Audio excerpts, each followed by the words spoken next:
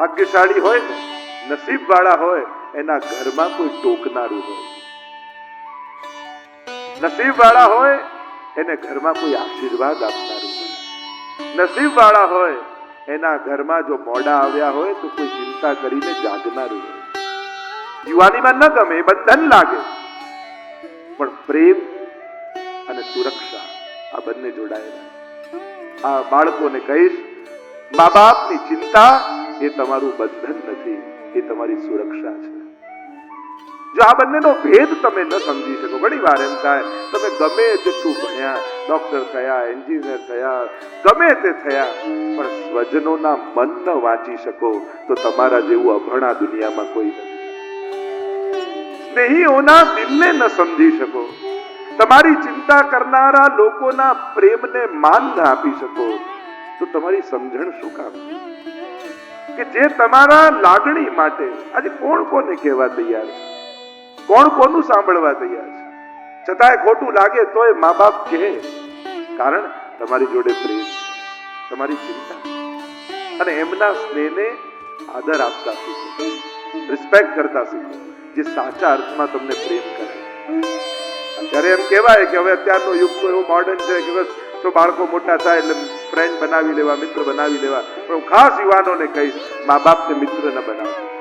મિત્ર તો દુનિયામાં હજારો મળશે, હાથ મિલાવનારા હજારો મળશે, પણ માથે હાથ મૂકીને આશીર્વાદ આપનારા આ મા બાપ કેવલ છે. એને મા બાપ જ રહેવા દે, એને તમારી ચિંતા કરવા દેજો, એમને તમને વળવા દેજો, એને તમને ટોકવા દેજો, એ અધિકાર એમને આપતા રહેજો. જે દિવસે માતા પિતાને સંકોચ થાય ને કે આને કહીશ તો આને ખોટું લાગતું, તો એ દિવસે દીકરો જ બહુ મોટું ગુમાન, એ દિવસે બાળકો જ બહુ મોટું નુકસાન પોતાનું કરી રહ્યા છે. અને તમને રોકનાર ને ટોકનાર કોણ? આપણી દિશા સાચી છે કે ખોટી કેમ ખબર પડે? અને ભગવાન ખબર નહીં મા બાપને કોઈ એવી શક્તિ આપી દેતું હોય છે, અને એમાં પણ માને ખાસ કરીને, કે તમારા ફ્રેન્ડ સર્કલમાં જો કોઈ ખોટો વ્યક્તિ હશે ને, તમને ખબર નહીં પડે, તમારી માને પહેલા ખબર પડે. એ કહેશે બેટા બાકી બધા બરાબર છે, તું આનાથી ધ્યાન રાખજો. અને 99% તમને જ થોડા સમયમાં અનુભવ થશે કે એનાથી કોઈ કડવો અનુભવ થશે. એ શક્તિ પ્રેમને કારણે જાગૃત થઈ જાય છે. આપણે ત્રીજું આંખ કહીએ ને, એમ માની બાળકો માટેની ત્રીજી આંખ સદાય ખુલેલી હોય. એના ભાગ્યને જોઈ શકતી હોય, એના સાથને જોઈ શકતી હોય. આ શક્તિ આપે છે ભગવાન.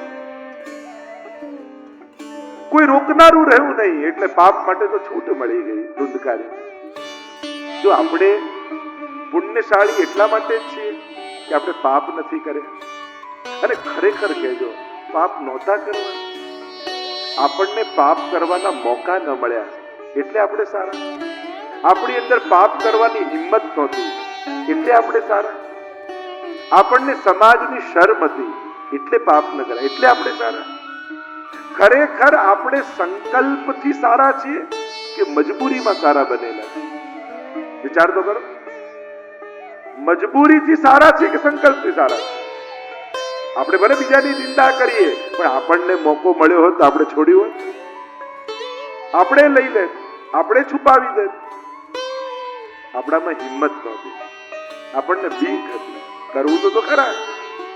તો વિચાર કરજો, પુણ્ય સારો વિચાર કરવાનો ન હોય, સારો વિચાર જ આવવો જોઈએ. જ્યારે અંતઃકરણ પવિત્ર થાય ત્યારે સદવિચારો સહજ પ્રગટે. મજબૂરીમાં મોટા ભાગની દુનિયા મજબૂરીમાં પુણ્ય કરીને બેઠી અથવા પાપ નથી કરતી. પાપ કરવાની જો બધી જ સુવિધા, સગવડતા અને અવસર મળી જાય, અને છતાંય પોતાના સંકલ્પથી કે મારા ગળામાં કંઠી છે, મારાથી આવું ન થાય, આ જે વિચાર કરીને બેઠો રહે એ સાચો વૈષ્ણવ. કારણ કે સેવા પધરાવીએ છીએ કેવલ ભોગ ધરવા ને ટેરા લેવા માટે નહીં. વૈષ્ણવને વિચાર આવે, આ આંખે કાલે મારે ઠાકોરજીના દર્શન કરવાના છે, આ આંખથી પાપ કેમ જોવું? આ જીભથી કાલે મારે પ્રભુના ગુણગાન ગાવાના છે, આ જીવવાથી કોઈની નિંદા કેમ કરું?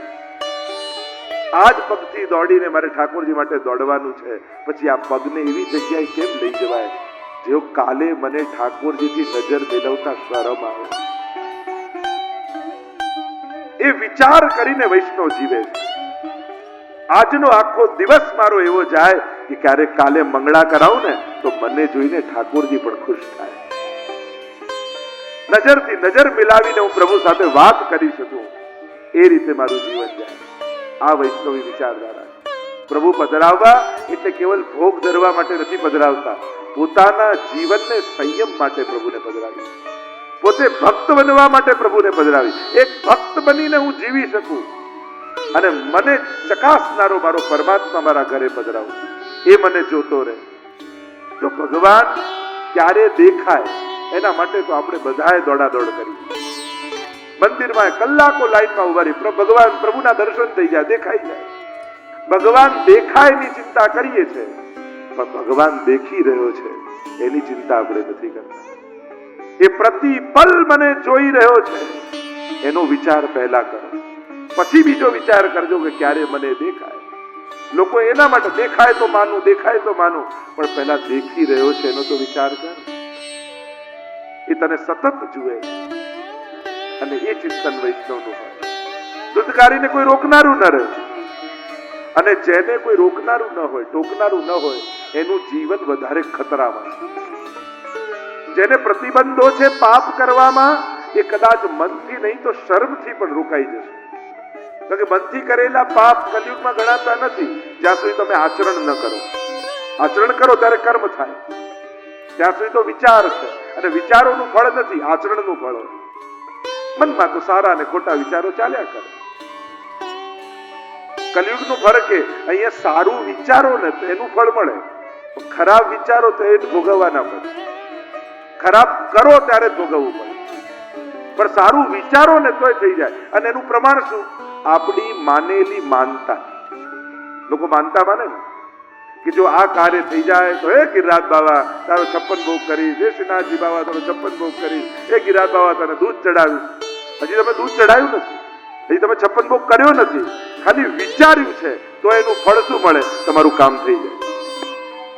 અને કલયુગમાં સારા વિચારનું ફળ મળી જાય, પણ ખોટા વિચારનું ફળ નથી મળતું. આ કલયુગની વિશેષતા. સબ જુગતે અધિકારી કલયુગ. સત્કર્મ પછી કરો, એના પહેલા ફળ મળી જાય. એટલે સારું બેઠા બેઠા વિચારો તો ખરા, ભલે કરો નહીં, બેઠા બેઠા સારું વિચાર તો કરો. સારું વિચારશો તોય ફળ મળશે. દૂધકારીને રોકનારું રહ્યું નહીં. 5 ગણિકાઓને ઘરમાં લઈ આવ્યો. શબ્દ, સ્પર્શ, રૂપ, રસ અને ગંધ, આ જ 5 ગણિકાઓ છે જેનાથી ભોગ માણસ ભોગવે છે. ગણિકાઓને રાજી કરવા માટે રાજાને ત્યાં ચોરી કરી. અને ગણિકાને વિચાર આવ્યો કે જો રાજા આને પકડશે તો અમને પકડશે ને અમને મૃત્યુદંડ મળશે આની જોડે.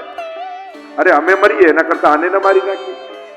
અને આમ વિચાર કરી 5 ગણિકાઓએ દૂધકારીને બાંધ્યો, ઊંધો લટકાવ્યો, ખૂબ માર્યો, મરચાની ધૂણી કરી, અને તડપતા તડપતા દૂધકારીએ પ્રાણોના ત્યાગ કર્યા.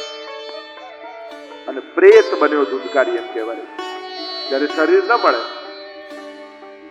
અને જીવાત્મા મુક્ત થાય દેહમાંથી, આ દેહ છૂટી ગયો, પ્રેત યોનિને પ્રાપ્ત થયો. આત્મદેવને ગૌકર્ણજીને સમાચાર મળ્યા, ભાઈ મૃત્યુ પામ્યો છે. ગયામાં જઈને શ્રાદ્ધ કર્યું, ઘરે આવીને ગામમાં સૂતા છે. ચિત્ર વિચિત્ર આકૃતિઓ રાતના સમયમાં દેખાવા લાગી. કોઈ કંઈક બોલવા માંગે છે પણ બોલી શકતું નથી. હાથમાં જલ લીધું આ ગોકર્ણજીએ, મંત્ર ભણી અને જલ છાંટ્યું, અને જોર જોરથી રડવાનો અવાજ સંભળાવા લાગ્યો. પૂછ્યું, કોણ છે તું? રડતા રડતા કહ્યું કે હું તમારો ભાઈ દૂધકારી છું. અરે, તારા ઉદ્ધાર માટે તો મેં શ્રાદ્ધ કર્યું ગયામાં જઈને, તોય તારો ઉદ્ધાર ન થયો. અરે, મેં એટલા પાપ કર્યા છે કે 100 વાર ગયા શ્રાદ્ધ કરો ને તોય મારો ઉદ્ધાર સંભવ નથી. તમે વિદ્વાન છો, તમે જ્ઞાની છો, તમે કોઈ એવો રસ્તો બતાવો કે મારા જેવા પાપીનો પણ ઉદ્ધાર થાય. ગૌકર્ણજી સૂર્યના ઉપાસક છે. પ્રાતઃ સમય જાગી નદીમાં સ્નાન કરવા માટે ગયા છે. કટી સુધી જલમાં ઉભા રહી, હાથમાં જલ લીધું, અંજલિમાં સૂર્ય નારાયણને અર્ઘ સમર્પિત કર્યું, અને પ્રશ્ન કર્યો છે, 100 ગયા શ્રાદ્ધથી પણ જેનો ઉદ્ધાર ન થાય એના ઉદ્ધારનો શું ઉપાય? અને જ્યારે આ પ્રશ્ન કર્યો ત્યારે સૂર્યનારાયણે કહ્યું કે ગૌકર્ણજી, તમે ભાગવત કથા કરો. ભાગવતજીનો એવો પ્રભાવ છે, 100 ગયા શ્રાદ્ધથી પણ જેનો ઉદ્ધાર ન થાય એના ઉદ્ધાર કરવાનું સામર્થ્ય શ્રીમદ ભાગવતમાં. કોણ કરે? કહ્યું કે આપ પોતે કરો. સમસ્ત નગરવાસીઓને બોલાવો અને જેમ આજ્ઞા કરી ગૌકર્ણજી પોતે વ્યાસપીઠ પર કથા કરવા માટે બિરાજમાન થયા છે. સમસ્ત નગરવાસીઓને આમંત્રણ આપ્યું છે. આખો પંડાલ ભરાયો છે. કથા કહેવાની જ્યાં શરૂઆત કરી એટલામાં ધુંધકારી આવ્યો પ્રેત રૂપમાં. જોયું તો આખો પંડાલ ભરાયેલો હતો. ક્યાંય બેસવાની જગ્યા નહીં. ક્યાં બેસવું? એક 7 ગાંઠનો વાંસ પડ્યો હતો. એ વાંસમાં આવીને પ્રવેશ કરી. એટલે શીખવાનું એ કે કથામાં જ્યાં જગ્યા મળે ત્યાં બેસી જવું. જ્યાં સ્થાન મળે. મૂળ છે કથા સાંભળવા મળે છે. 7 ગાંઠનો વાંસ, વાસનાઓ જ વાંસ છે. કામ, ક્રોધ, લોભ, ઈર્ષા, દ્વેષ, મત્સર, આ તો ગાંઠો છે. અને રોજ રોજ કથા પૂરી થાય ને એક ગાંઠ ફાટે. આપણી અંદર પણ આ વાંસ રહેલો છે. એમાં આ જીવાત્મા રૂપી પ્રેત રહેલો છે. કથા દ્વારા રોજ એક ગાંઠ ફાટવી જોઈએ. 7 દિવસ પૂર્ણ થયા, વાંસ ફાટ્યો, ઉદ્ધાર થયો ધુંધકારીનો. લેવા માટે ભગવાનના પાર્ષદો વિમાન લઈને આવ્યા. અને જ્યાં ધુંધકારી બેસવા જાય ત્યાં ગૌકર્ણજીએ કહ્યું કે ઉભા રહો. પાર્ષદોને રોકતા કહ્યું કે ઉભા રહો. કથા તો બધાએ સાંભળી છે, પછી વિમાન કેવલ ધુંધકારી માટે શા માટે? ત્યારે કહ્યું શ્રવણસ્ય વિભેદેન ફલભેદો અત્ર સંસ્થિતઃ. શ્રવણના ભેદથી ફલભેદ થયો છે. સાંભળી તો બધાએ છે, પણ જે રીતે ધુંધકારીએ સાંભળી એ રીતે કોઈએ નથી સાંભળી. એણે તો શ્રવણ, મનન અને નિધિધ્યાસન કર્યું. સાંભળો એટલે શ્રવણ, પછી એનું મનન કર્યું. આજે જે કથામાં મેં સાંભળ્યું એ મારા જીવનમાં હું કઈ રીતે આચરણમાં લાવું. અને પછી નિધિધ્યાસન એટલે કે પછી પ્રેક્ટિસ કરવી. જો કથામાં સાંભળ્યું હતું ને આપણે હવે આમ કરવાનું. આમ 3 રીતે આગળ વધવું ત્યારે શ્રવણ ફલીભૂત થાય. કહ્યું શ્રવણ ફલિત ક્યારે થાય? કહેતા કહ્યું વિશ્વાસો ગુરુવાક્યેષુ સ્વસ્મિન દીનત્વ ભાવના મનોદોષ જયશ્ચૈવ કથાયામ નિશ્ચલામતી. ગુરુ વાક્યમાં વિશ્વાસ, શાસ્ત્રમાં વિશ્વાસ. અહીંયા જે કહેવાઈ રહ્યું છે એ બધું સંપૂર્ણ સત્ય છે એવો વિશ્વાસ રાખો. આ મહાપુરુષોની વાણી છે, એ સાધારણ કોઈ લૌકિકની વાણી નથી.